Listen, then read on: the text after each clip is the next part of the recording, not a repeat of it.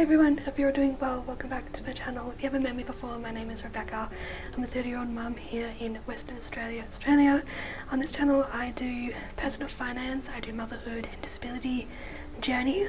I talk through my experiences. This video is for all of my disabled parents out there. Hello, I'm with you. I'm a part of this community. These are for the people out there that also tell us disabled parents that we're too lazy or that we're not doing enough or we're not active enough.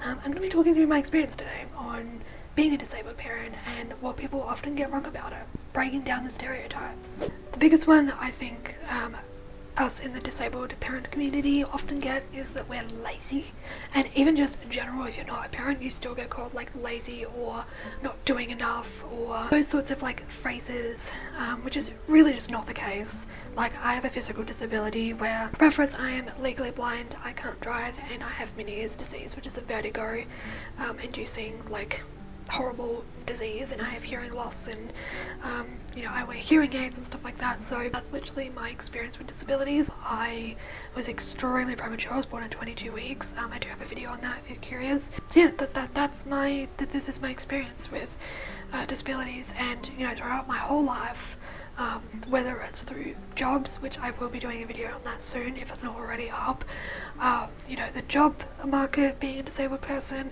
and now the parenting world being a disabled person, and the types of comments that I get or the types of judgment that I get, especially with Meniere's disease, because when I have vertigo attacks I am bedridden.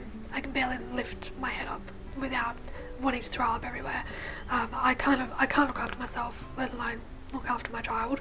So, and I get a lot of flack for that. Not always. I get told that I'm lazy, or that I'm not active enough in my child's like day-to-day activities, or I'm not going out as much, and that I just don't want to, or I'm just lazy, or you know, they don't believe what I'm experiencing, like they think I'm lying or faking it, which is really hard to navigate, because I obviously can't show you what I'm experiencing. Like, I'm the one that's experienced it. I can only tell you. The only other person that's actually seen me in such a state is my partner.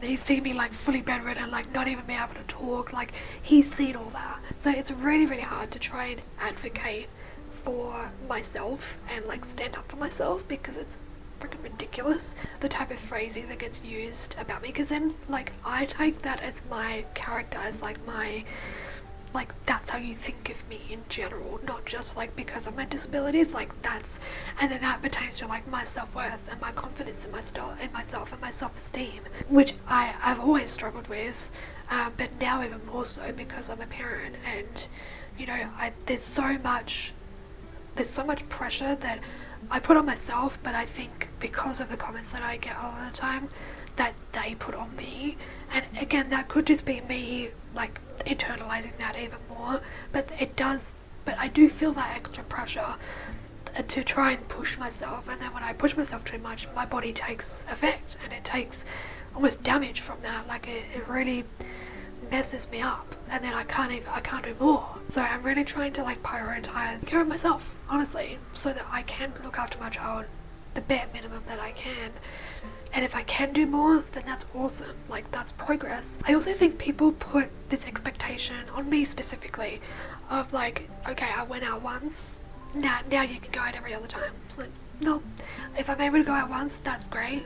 I'm not able to do it every single time. It's not because I'm, you know, because I'm lying or I just don't want to, or I'm just being lazy. It's literally physical. Like, it's also like light perception, and you know, I have some sensitivity to light. That's not just from my eyes. I've always had light sensitivity, but especially more so with my Meniere's disease, especially when I'm in a flare-up. Like, even just the window being open is a lot. So like being outside is a lot, and being in the wind is a lot. Like, it's really hard to explain to someone who is a typical able-bodied person what you experience. It's the same with like people that experience depression and anxiety and panic attacks, trying to explain to them what that feels like when they don't know what that's like, and then they just say words like, oh well, just meditate.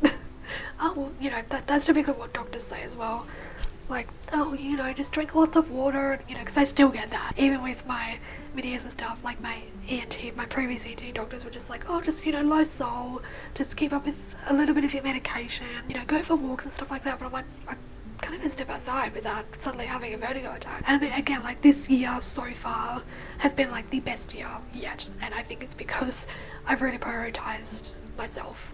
And you know, I know my limits, I think is the biggest one. I know what my limits are, and you know, a part of it is probably just avoidance, which probably doesn't help in the long run, but I am slowly starting to, I think it's because I'm having less attacks, I'm feeling a little bit more confident in just going a little bit further to be able to do a little bit more. And if I have a setback, then I have a setback, but I still try and do little bits here and there, because any progress is progress. I think for me, like the most like criticism, I guess, or feedback I guess that I get is like that I'm not an active parent. And it's not that I don't want to be, it's like sometimes I physically can't, because honestly my Meniere's disease is such a big prevalence as to, you know, why I'm not able to do a lot of the things that I want to do with her. Like I want to sit out the front with her and swing with her in her swing, but if we get a sudden gust of wind that I can't control, and it flares up my ear and I'm suddenly having a vertigo attack, like, I can't control that. I can only control so much, and that's what I put into my body. That's the medication, that's the food, that's water. I'm not always perfect with it, but all the other elements I can't control. So then that really pertains to like what I can do with her. And then it also like spirals me into like guilt and shame as to like, oh, I mustn't be a good parent then because I can't do these things, or I physically am not able to in this moment, so I'm just a bad parent.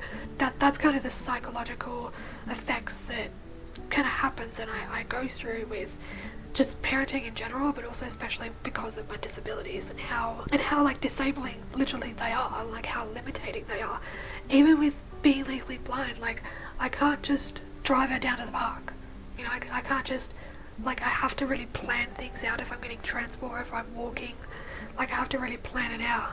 I can't just jump in my car and just go. By the way, this is not a woe is me video. If you came here to comment that, you can kindly F off. Unfortunately, I'm not always going to be in this good season, and that's just the truth about having disabilities, especially one that is chronic and physical. It's just, you just go through seasons.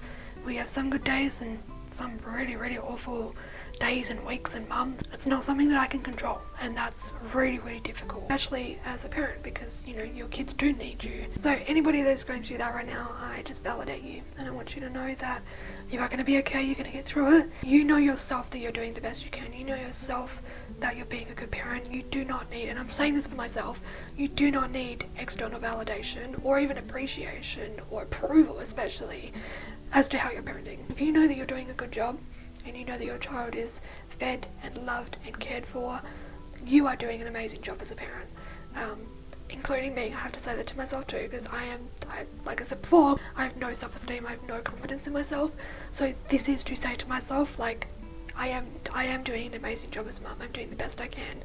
And my partner has recently really been instilling that in me, and like him validating that for me has really helped me going like, okay, I am doing good. But it's also, again, I don't need his validation either, even though I still seek that approval. And then for those that I seek the approval of and I don't get the approval, or they don't believe me, then that spirals into my self-worth as a person, as a parent. But all I have to say, I'm going to leave this video here. Thank you all so much for watching. Comment down below your experience. If you experience similar to me, I just validate, and I want to say that you are appreciated, you are loved, and I hope you're doing well, and I'll see you in my next video. Bye.